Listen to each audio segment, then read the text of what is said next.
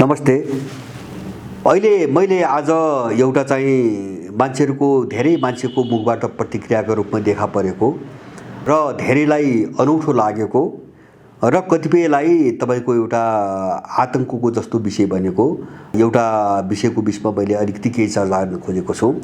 एमसिसीलाई लिएर अमेरिकाले 2 पटक धम्की दियो, साह्रै नाङ्गो भाषामा र साह्रै तल गिरेर।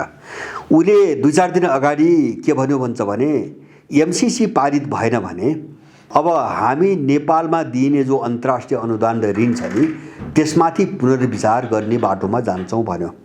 अथवा एक खालको हामी चाहिँ नाकाबन्दी लगाउँछौँ, आर्थिक रूपमा नाकाबन्दी लगाउँछौँ भन्ने खालको भाषा प्रयोग गर्यो। र हिजो मात्रै अर्को धम्की आएको छ, त्यसमा उले के भनेको छ भन्छ भने एमसिसी पारित भएन भने नेपालसँगको सम्बन्धलाई हामीले पुनर्विचार गर्छौँ अथवा अमेरिकालाई हामीले जुन माया गर्थ्यौँ हैन त्यो मायाबाट वञ्चित गर्छौँ भन्ने खालको उनको सन्देश छ। अब यहाँ चाहिँ प्रश्न के हो भन्छ भने अमेरिकनहरूले यति तल गिरेर यस्तो नाङ्गो यस्तो निर्लज्ज भाषा प्रयोग किन गरे भन्ने चाहिँ साह्रै महत्त्वपूर्ण प्रश्न हो। जस्तो मलाई के लाग्छ भन्छ भने जस्तै अपराधी भए पनि, जस्तै कपटी भए पनि, जस्तै छली भए पनि कुनै पनि मान्छेले आफ्नो काम सकेसम्म आफ्नो स्वरूपलाई नदेखाएर नै पूर्ति गर्छ। संसारभरिका सबै साम्राज्यवादले त्यही गर्दै आएका छन्। जस्तो इन्डियाले हामीमाथि के गरिरहेको छ त्यो त हामी सबै बुझ्छौँ।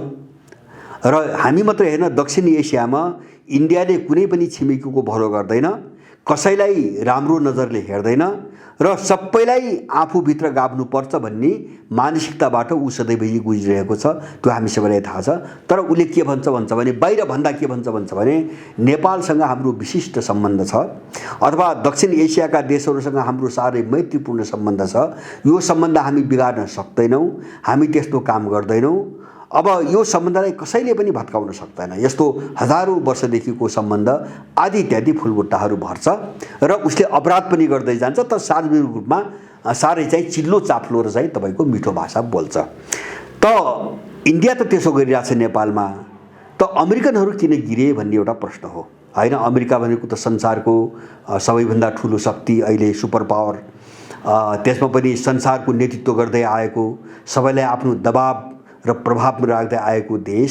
नेपाल जस्तो सानो देश, कमजोर देश, पछौटे देश, त्यो पनि यहाँबाट त्यति धेरै टाढा रहेको देशले किन यस्तो नाङ्गो भाषामा धम्की दिनु पर्यो भन्ने चाहिँ एउटा अलिकति आश्चर्यजनक प्रश्न जस्तो देखिन्छ। तर यो आश्चर्यजनक छैन। मेरो आफ्नो बुझाइमा मैले यसलाई 2टा पाटाबाट हेर्छु। अमेरिकनहरूले नाङ्गो रूपमा जो धम्की दिए त्यसका पछाडिको मूलभूत कारण के हो भन्छ भने अब अहिले विश्वभरि उनीहरू सबै ठाउँमा जहाँ फस्दै गए नि, अब यो फसाइले उनीहरू कहाँ केन्द्रित हुने भन्ने एउटा असमञ्जस्यता पैदा भएको छ उनीहरूको दिमागमा हैन। जस्तो तपाईँको युक्रेनमा केन्द्रित हुने कि किन लडाइँ भने के हो भन्छ भने जहाँ लडिन्छ अथवा जुन चिजलाई प्राथमिकतामा राखिन्छ त्यहाँ शक्तिको केन्द्रीकरण गर्नुपर्छ। पावर सेन्ट्रलाइजेसनको एउटा प्रक्रिया हुन्छ, किन शक्ति केन्द्रित नगरिकन लडाइँ हुँदैन।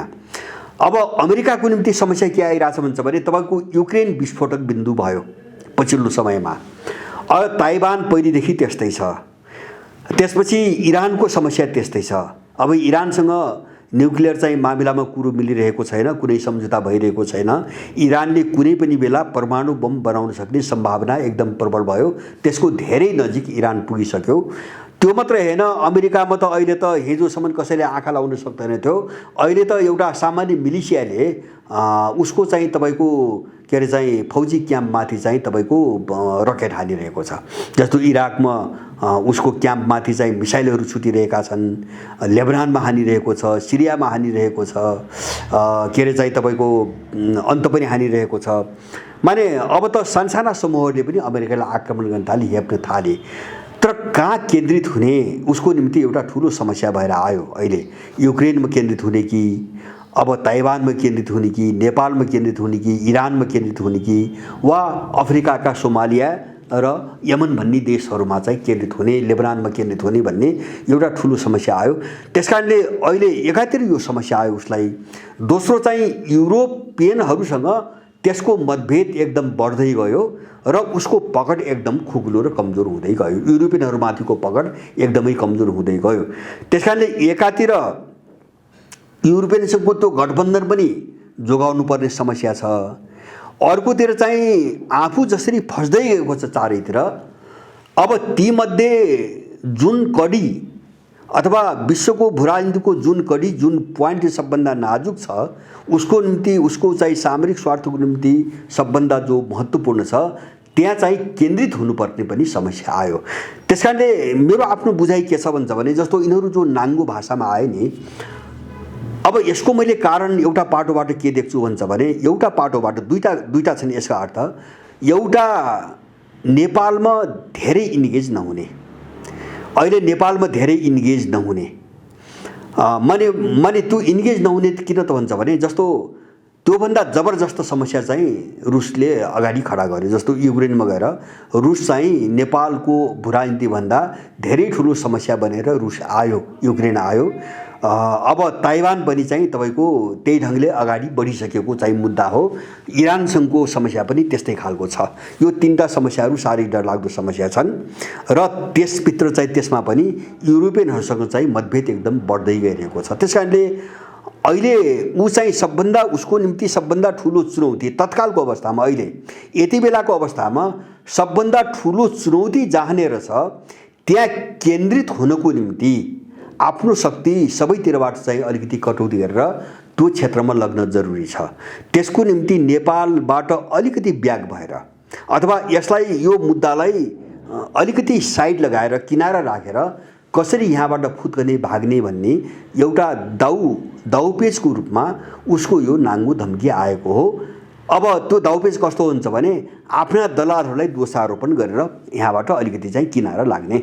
माने अहिले यति बेला तत्काल चाहिँ तपाईँको नेपालको मामिलामा ठुलो शक्तिका साथ अहिले नउल्झिने, त्यसले गर्दाखेरि अन्त फसिन्छ। किन अन्त त अहिले वारपारको स्थिति आइसक्यो। नेपालमा अहिले चाहिँ नराम्रोसँग बल्झिने हिसाबले नजाने र अब त्यो पन्छिनको निम्ति के गर्ने भन्छ भने, कसैलाई दोषारोपण त गर्नु पर्यो र त्यही दलाललाई गर्ने। जसले यो एमसीसी चाहिँ यहाँसम्म ल्याइदिएको थियो, त्यो दलालले पारित गरेन अथवा चाहिँ गर्न सकेन भन्ने आरोप लगाउने, धम्की दिए जस्तो गर्ने, अलिकति पछाडि सर्ने एउटा पाटो त्यो पछाडि सर्ने। दोस्रो यसको पाटो पछाडि सर्ने मात्रै होइन, फेरि हामीले त्यो गलत बुझ्नु हुँदैन, अमेरिका नेपाल छोड्न खोजेको छ भन्ने अर्थमा बुझ्नु हुँदैन। यसको अर्को पाटो के हो भन्छ भने, नेपालमा इन्गेज भइराख्नुको निम्ति एउटा ठाउँ बनाउने, ठाउँ मात्रै बनाउने, अहिले धेरै नफस्ने। मैले अघि नै भने नि, जस्तो युक्रेन, ताइवान र इरान जस्ता समस्याहरू छन्, त्यहाँ शक्ति केन्द्रित गर्नु पर्यो। त्यसकारणले इन्गेज उतातिर हुने, अब केन्द्रित उतातिर हुने, तर नेपालमा इन्गेज भइराख्ने बाटो पनि बनाउने। बाटो त्यो कसरी बनाउँथे भन्दाखेरि, यिनलाई खुलेआम धम्की दिएर, जस्तो चाहिँ भित्र धम्की दिएको मानेनन्, होइन, सकेनन्। जस्तो ओलीको पालामा चाहिँ बहुमत ल्याएर पारित गर्दैनन् भनेर प्रचण्ड ओली जुटाए, भएन। अनि तिनले नसकेपछि ओलीको चाहिँ पार्टी पनि फुटाइदिए, सरकार पनि चाहिँ तपाईँको गिराइदिए र अब ओलीसँग जुटाएको प्रचण्ड माधव नेपाललाई तपाईँको शेरबहादुरसँग जुटाइदिए। अब त्यहाँ पनि पारित हुने सम्भावना देखेन। अनि यिनले फोन गरे, प्रचण्डलाई चाहिँ हेकका कुरा सुनाए अथवा चाहिँ तपाईँको मानव अधिकारका कुरा सुनाए, युद्ध अपराधका कुरा सुनाए, होइन, अग्नि के अरे चाहिँ हाम्रो सापकोटा छन् सभामुख, उनका कुराहरू सुनाए।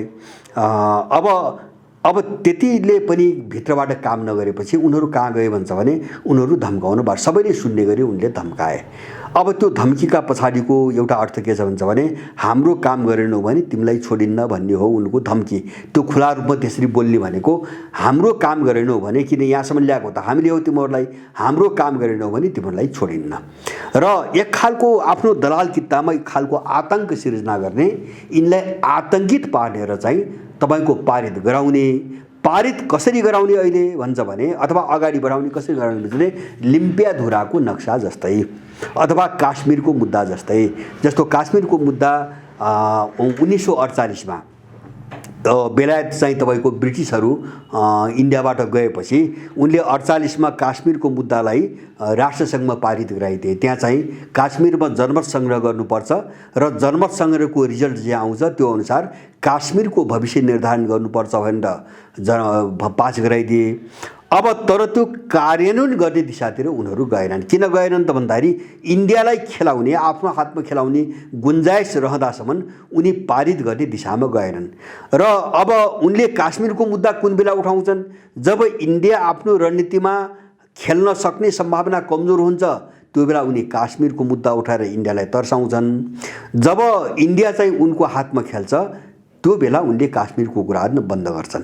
लिम्पियाधुराको नक्सा पनि त्यही हो। मैले धेरै पटक भनिसकेको छु, यी दलालहरू जस्तो बाबुराम र शेरबहादुर, महन्त ठाकुर राजेन्द्र महतोदेखि पुष्पकमल, केपी ओली र माधव नेपालसम्मका रङ्गी बिरङ्गी दलालहरू होइन, न जसको चाहिँ तपाईँको बाहिर हेर्दाखेरि है, अब बाहिर सरस्वती रूपमा हेर्दाखेरि न अब जसको सिद्धान्त मिल्छ, न राजनीति मिल्छ, न कुरा मिल्छ होइन, न विषयवस्तु मिल्छ, न एजेन्डा मिल्छ। बाहिर देखाउँदाखेरि त्यस्ता रङ्गी बिरङ्गी मयूरपङ्खी जो दलालहरू हुन्, यिनी दलालहरू सर्वसम्मत भएर चाहिँ लिम्पियाधुराको नक्सा बाज गरे।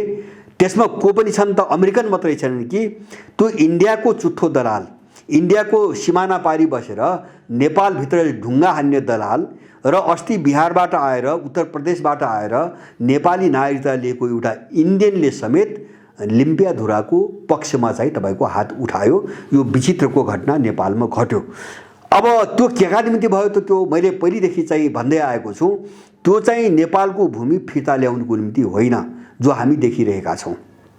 त्यो के को निम्ति हो भन्छ भने त्यो पश्चिमाहरूले गराएको निर्णय हो, त्यो इन्डियालाई ठेगान लगाउनको निम्ति गराएको निर्णय हो। काश्मीरको मुद्दा जस्तै मैले जस्तो इन्डियाले न्यु खोज्यो भने यहाँका दलाललाई उक्साइदिने र लिम्पियाधुरा चर्काइदिने। अब इन्डियाले काम गर्दासम्म चाहिँ तपाईँको यो कुरो गर्नै नदिने। जस्तो सबैले सर्वसम्मतले नक्सा त पारित त गरे, तर त्यही नक्सा चाहिँ पुस्तकमा छाप्दा केपी ओलीले रोक्यो, केपी ओलीको सरकारले रोक्यो। नक्सा पनि निकालेन, पुस्तकमा पनि छाप्न दिएन। शेरबहादुरको पालासम्म आउँदाखेरि पनि स्थिति त्यही छ।